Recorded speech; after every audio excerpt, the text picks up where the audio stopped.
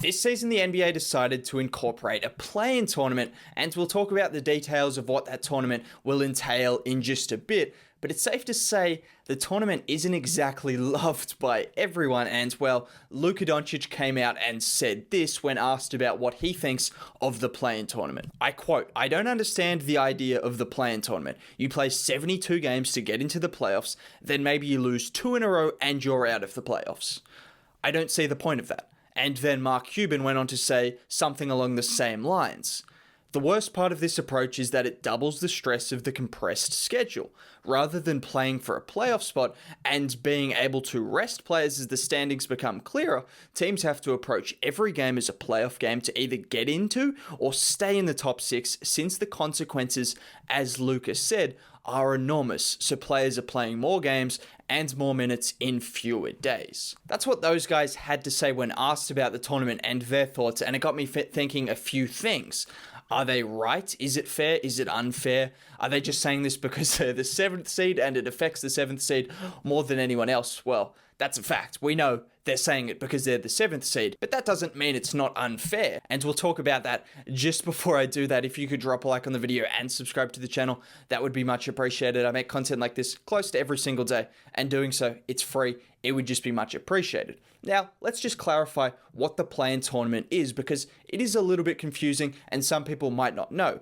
As you can see by this graphic, seeds 7 to 10 will be involved. Seeds 7 and 8 will play to lock in their playoff spot, the 7th seed, and then seeds 9 and 10 will play for a chance to play the loser of seeds 7 and 8. That winner of that game will then go on to make the 8th seed. So basically, 7 and 8 lock in the 7th seed. The winner of that 9 and 10, the winner of that goes up against the loser of 7th and 8th, and then the winner of that locks in the 8th seed. Right now, if we stopped the season as it is, we would have Dallas and Memphis playing off for the 7th seed in the West, with the Spurs and Warriors fighting it out for a chance at playing the loser of those teams, and in the East, it would be the Hornets and Knicks, and then the Pacers and Bulls. That would be how it stands right now. So let's quickly start with a few potential flaws in the system. If we were to just take it back to last season, because this season isn't finished yet, so we don't know what the final standings are going to look like. We've got a good idea, but a lot of things could change. If we were to just look at last season, that's a perfect example of how this could be unfair.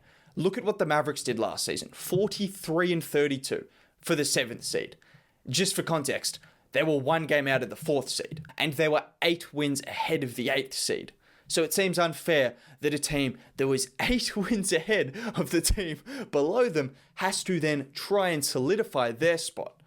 Why would they have to solidify a spot that they've clearly deserved? I know we'll talk about Portland's injuries and how that could be a thing, injuries and all of that factors in, but just looking at it on the surface level, from a Mavericks perspective, you're 8 games ahead of a team and you have to play that team just to secure your spot. And then if you lose that, you have to play another team that could knock you out of the playoffs altogether, despite being maybe 10 games ahead of that team that you're playing. So in 2 games, you could have, say, they played the Portland Trail Blazers. Dame drops 50 points.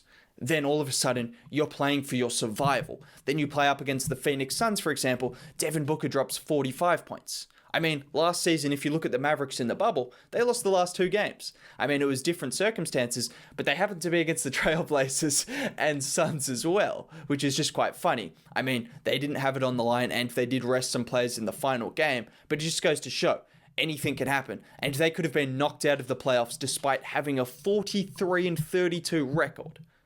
Despite having that good a record. And the clear counter argument is, well, if they had that good a record, if they're that good, it's not an issue. They'll just win the game and go on with it.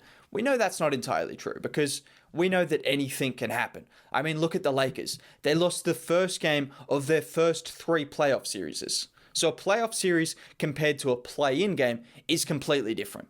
Like I said, Dame could drop 50, and all of a sudden, you're fighting for your survival. Luka could go cold from 3 one night, all of a sudden you're fighting for your survival, instead of going up in a 7-game series where you have the first game, you lose it, all of a sudden you can bounce back. And just the chance of a team that was so much better during the regular season over the course of close to 80 games last year, to lose that just because, I mean, someone got hot or someone got cold, does seem incredibly unfair. I mean, even a more minor detail of this, they would have played the Portland Trailblazers. So we're going back to last year again. We're just using last year as an example. Say they play the Portland Trailblazers, they lose that game, and then they eventually win against the lowest seed, the Mavericks. Then all of a sudden, they've slipped from the 7th seed to the 8th seed just because of one loss. Just because of one game, despite being 8 wins ahead of that team. And they go from playing the LA Clippers to the LA Lakers. And well, the Mavericks were a team that nearly took the Clippers to 7 games. They probably would have if Kristaps didn't get injured. That's a series that you like to see.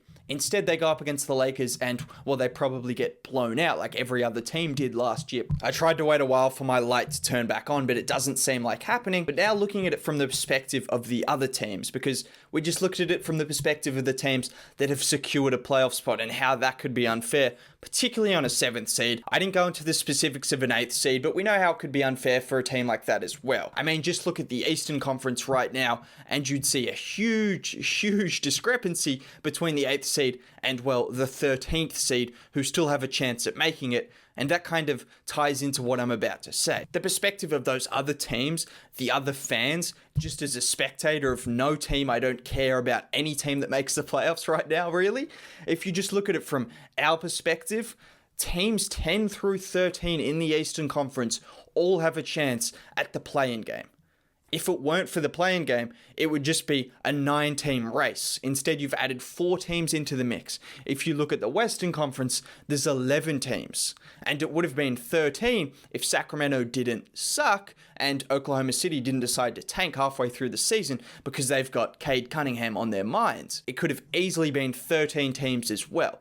That's how many teams could be involved all the way through to the end of the season. And, well, the good thing of this is got not many teams looking to tank. I know I talked about OKC. They're in unique circumstances. You've got a lot of teams trying to win the whole season. So unlike a lot of the times when we get to the end of the season and we know the playoffs are secured for a lot of teams, it gets a bit boring. The last 10 games, you know the 7th, sometimes the 8th seed, they're secured. There's nothing really to play for. Now all of a sudden, you've got teams all the way to 12, maybe 13 in Cleveland, probably not Cleveland, but at least teams to 12 looking to make a push. And all of a sudden, you get a team that gets hot, they push into 10th, and they're still hot carrying that momentum. They potentially win that game against the 9th seed, and then they're fighting for a playoff spot. Like, just the theater from a spectator's perspective, that is great. That is something that you'd like to see. But just getting back to the fairness thing, there's still an argument for it being fair on the teams below, because you look at last year, for example, Damian Lillard and the Trailblazers had a lot of injuries. They ended up with the 8th seed, but the bubble was interesting circumstances. They could have easily finished with the 9th seed, and say they finished with the 9th seed last year. With all those injuries that they had, you can see how it's fair for a team that really would have been in the playoffs if it wasn't for injuries, gets a chance to try and stake their claim despite not having the record for it. And it's pretty usual that a team loses a lot more games than they would normally because of an injury, because of 1, maybe 2 injuries, things that happen throughout the season. And for these teams to still be in the hunt despite all of those factors, again, it's just more entertainment. It means that it could be fair for a team like that, who otherwise would have just been pushed out of the playoffs despite it not really being their fault. But ultimately, I think we have to find a middle ground, because I like the idea of the play-in tournament, and honestly, I wouldn't care if a team was 8 games ahead, just from a spectator's perspective, but I also see how that's just not fair in the slightest. And I guess sports isn't fair, but still, if you're trying to find some fairness, some consistency in this, I think it'd be better if it was a game kind of thing. So say if a team sits 2 or 3 games back from the 8th seed or the 7th seed, then they have a chance at the play-in tournament. I don't see how a team could be that far ahead and still have to fight for their chance to make the playoffs. That just doesn't make sense to me. So say a team like Cleveland this year at 19-34, they shouldn't be in the running for the playoffs. They just shouldn't be a chance because they don't really deserve it. And a team like New York at 500, above 500, are a chance at missing the playoffs. And they could get knocked out by a team like Cleveland's. Again, these are unlikely circumstances because there's a reason why a team has a significantly better record than normally a better team. But anything can happen. For a team like Cleveland, Washington,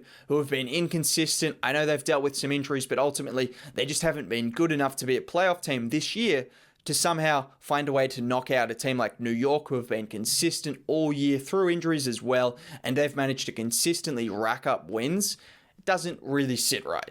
Say if they were 2 games behind and then they managed to win doing it the hard way as well, that's fine. I don't think you can complain with that if a team managed to win 2 games after kind of being in the race the whole time as well. That's fine, because at the end of the day, that's a team that was around the mix as well. But it's those teams that are so far off that get a chance and they could potentially pull out an upset because someone goes cold or anything happens on one given night. That just doesn't quite sit right with me. And then just one more perspective on this whole thing as well. Talking back to what Mark Cuban was saying, compressed schedule, players having to play more games. Not only is it a disadvantage to a team that would otherwise probably have a chance to rest players and load manage them, which I know some people like to say, oh, load manage, just play through the games. I mean, it helps players from getting injured, so would you rather load manage them or see them get injured? I know what I'd rather. Load manage. Okay, so they don't have a chance to do that as much because they're fighting for the 6th seed. If you're Dallas, you're pushing. You're trying to get Luka Doncic, Kristaps Porzingis on the floor every single game, and you're trying to win every single game to get that seed, and that increases the chance of injuries. It just doesn't give that team the competitive edge that they otherwise probably have earned by being in that position normally. Just to tie it all up, ultimately, what Mark Cuban, what Luka Doncic was saying is true. It's an unfair thing to happen. For them, the 7th seed, even the 8th seed on some occasions as well, for them to play all season long and to establish a solid position in the playoff spots to win as many games as they do, and then still have to try and win again to potentially secure their spot isn't fair. But then you also look at the possibility of a team coming in and winning those games and having a little Cinderella story from a spectator's perspective. That's cool. It also means so many more fans and teams are involved. And at the end of the day, the NBA is a business. And that's what it comes down to. When you think about it, it's a genius move because now you've got 12 teams, 13 teams in a regular season with regular fans instead of having 70% capacity 70 games into the season because a team doesn't have a chance at making the 8th seed. Now you've probably got 80-90% capacity because a team has a chance at making the 10th seed.